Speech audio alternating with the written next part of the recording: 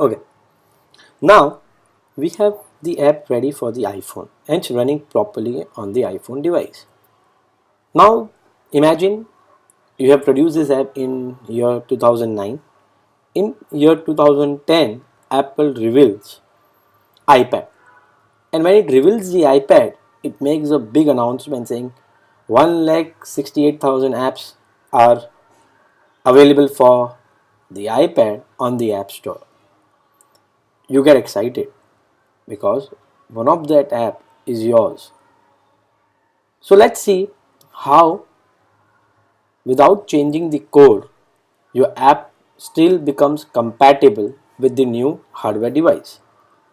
So we'll be creating one new exercise. We say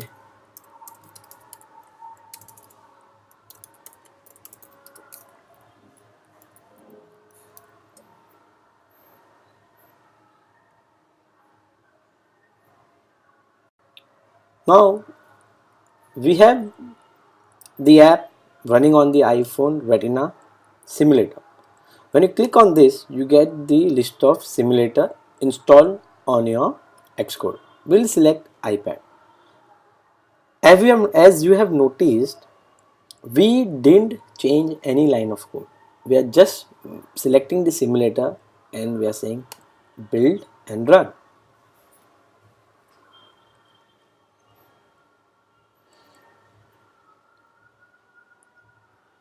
The app starts running on the iPad simulator. You will see your entire app is running properly and it's in a working condition. Yes, you are right. It's in a 2x zoom. So it looks like an embedded app. The entire app is embedded on the iPad. But the most important thing to note here is that without investing a single second, your app is by default compatible with a new device which you didn't imagine while creating this app.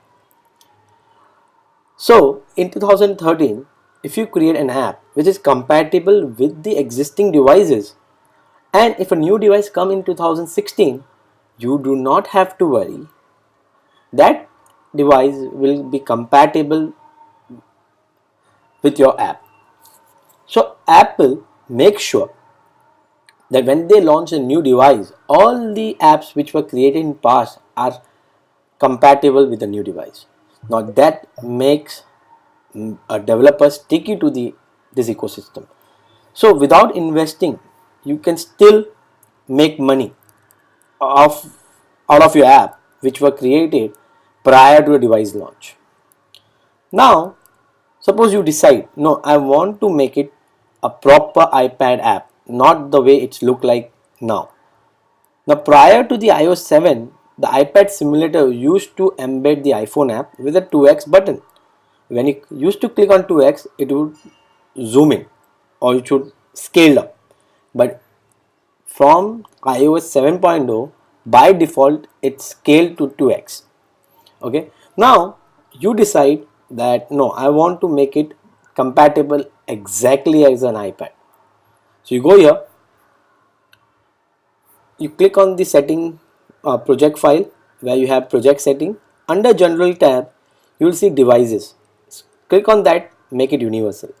It will say copy, you just say copy it for time being.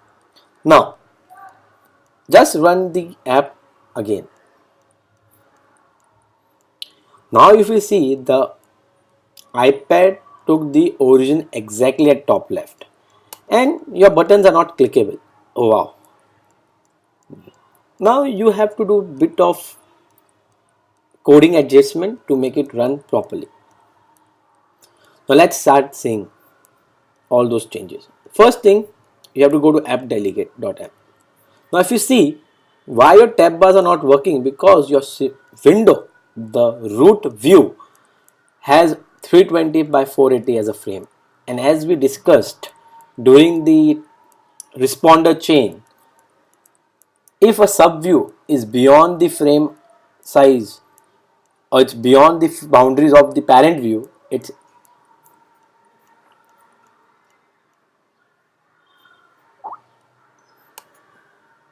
so it's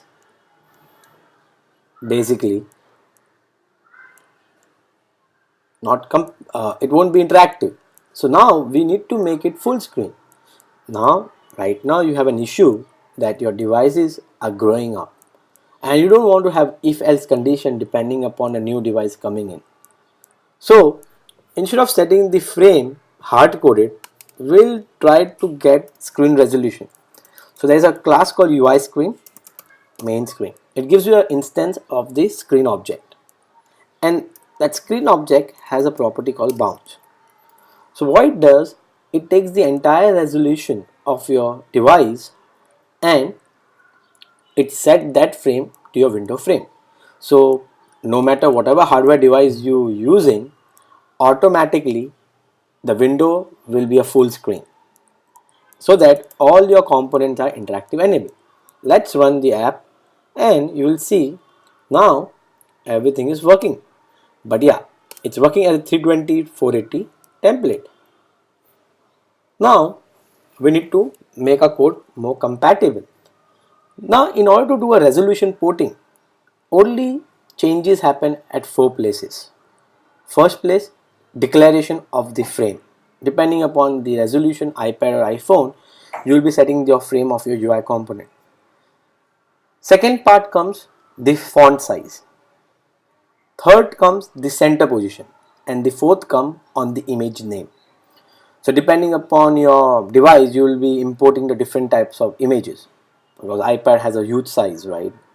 So first thing, I will import the iPad images which we already import in our project when we were doing image demo. The tab bar icons are standard across all the devices. Now we'll first start with the first section. Now if you see, you have these two lines needs to be segregated depending upon your device. So we have a preprocessor macro which indicates whether it's an iPad or iPhone. So with this line of code, if this condition returns iPad item pad, it means it's an iPad device, else it's iPhone. So what we do, we set these values of the label according to the, so if it's iPad, I don't want this frame, I want something else. So we have already, okay, one sec, I just remove the unwanted stuff.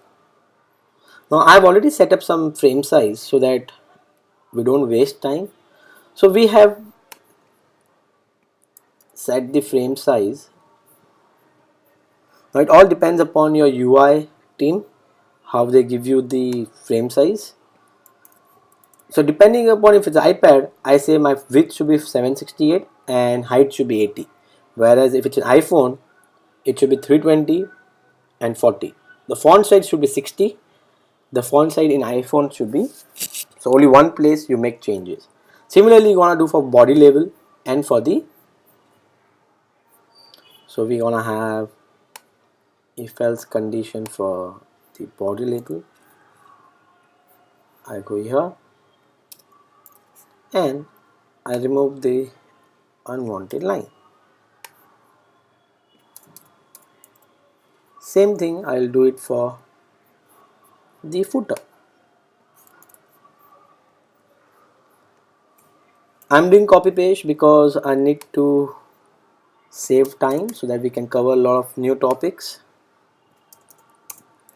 So that's nothing great. I'm just setting the frame. I'm setting the frame and the font size depending upon the iPad and the iPhone. And now let's run the program. Oh wow, now it will look good as per the iPad. On the same basis, we'll be doing some changes at load page function or the method of gallery view controller.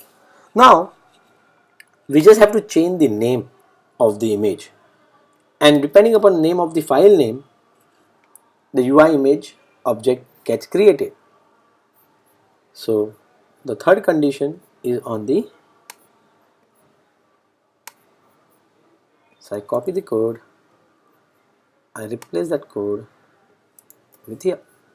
So I've created 6 file name because I have 6 images to display.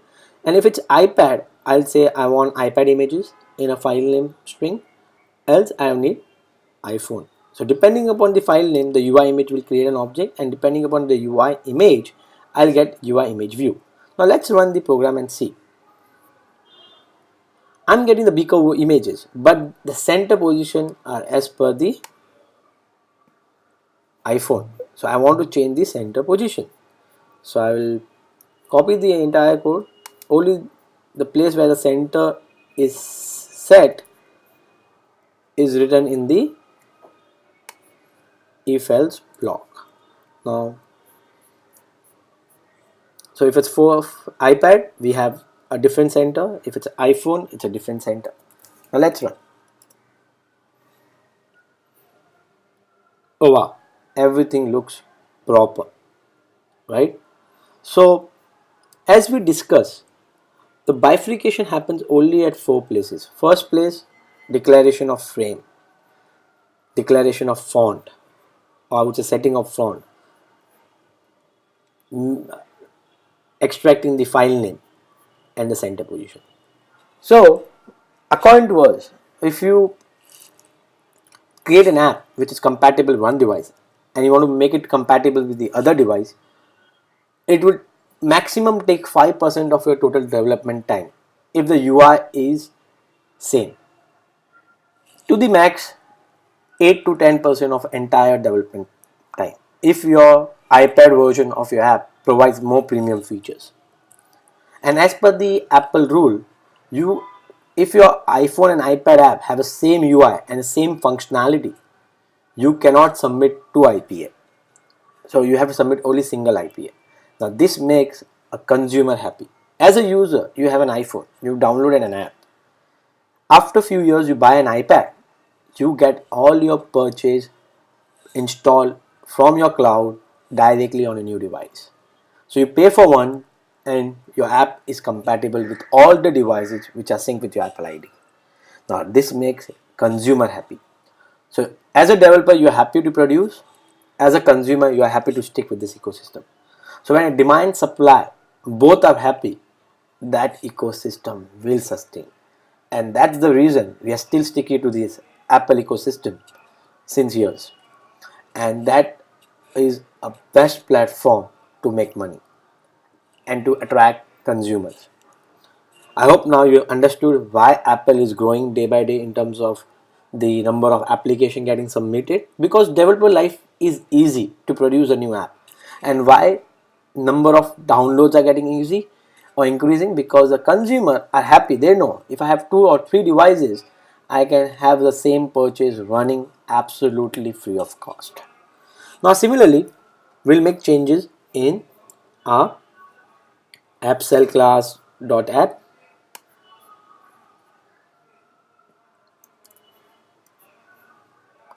so that the entire application is compatible.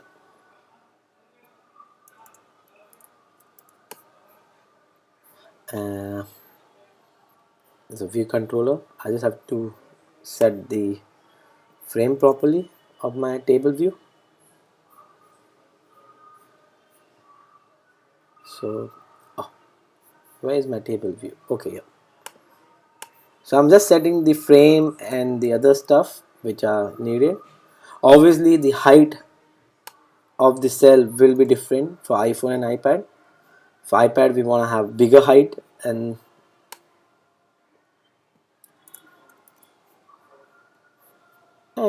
for detail page, I'll also set the frame properly so that the app is compatible. So I go to app detail. I know I'm doing a lot of copy paste, but these things are easy to grab. So I'm just changing the label frame, the font size. If you see, everything is same what we discussed, right? I run it on the app. Oh wow, flawlessly done, right? Absolutely crispy. So your app is compatible with a new hardware device in less than 2% of your time.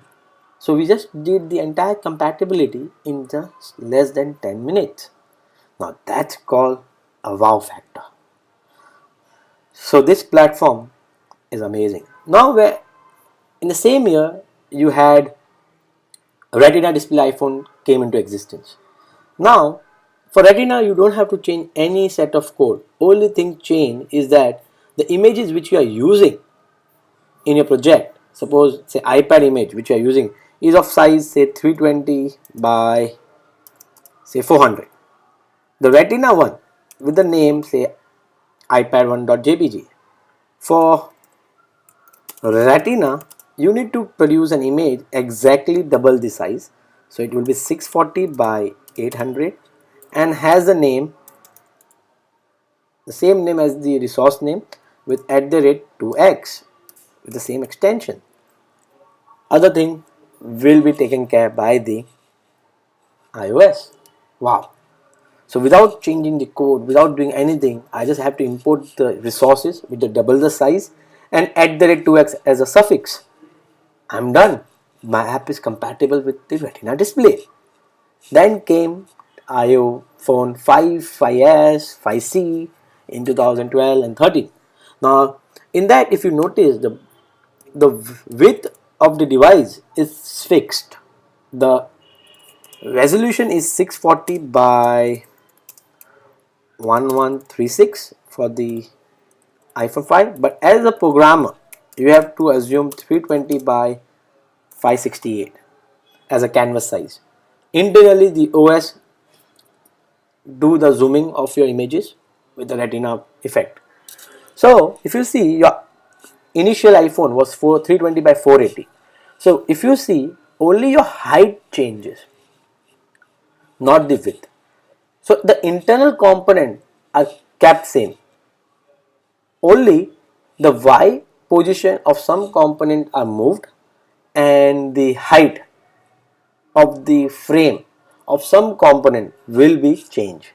So in case of table view, we only change the height of the table view. Everything else is same. So on iPhone you might see 7 cells, on iPhone 5 you might see 8 cells. The height and the Y direction of some labels are changed. The background images of your screen will be replaced, else everything remains same. So now how to detect whether it's an iPhone or iPhone 5 or something like that, right? Let's see apps view controller where we declare the table. Now here we declare the table, right? Now inside else we'll check UI screen, main screen, bound, dot size, dot height. If it is equal to 568, it's an iPhone 5, else it's a normal iPhone. So we have height declared for the iPhone. And for iPhone 5, we'll say make it 460. Now it will run on iPhone 4-inch. Which we say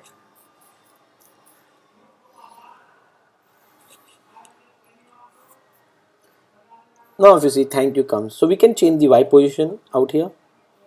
We can change the center, or we can have more images out here. And now you see the height remains the same, right? Now let's see if I do it 500.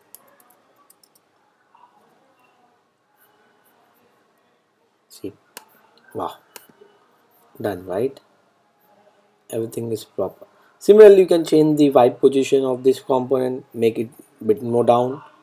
In gallery, you can put more images, or you can display your center bit below. So this condition says if it's not iPad, it can be an iPhone 5 or normal iPhone Retina. So you just check the height of the screen. If it's 568, it means it's an iPhone 5, and then do manipulation.